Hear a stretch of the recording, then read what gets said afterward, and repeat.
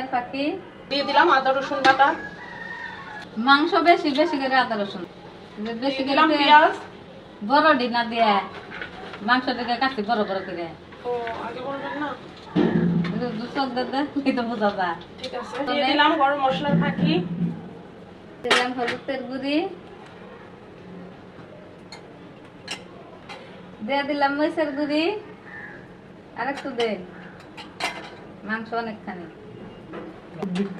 দিয়ে দিলাম দইনার ফাঁকি, লাগবে একটু মাংস, দিলাম লবণ, দিয়ে দিলাম কাঁচামরিচ, দিয়ে দিলাম তেল,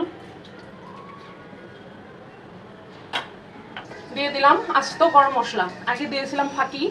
এখন কিন্তু মাখাই না, নিচে নামাই আর তারপর মাখাইতে হবে। এই যে দেখেন মশলা সব দেওয়া হয়ে গেছে, এই যে সব ধরনের মশলা দেওয়া হয়ে গেছে। সব ধরনের মশলা দিয়ে ফেলছি, মাকাই চুকাইয়া চুলার উপরে বসাই দিব, আস্তে আস্তে সিদ্ধ হয়ে যাবে।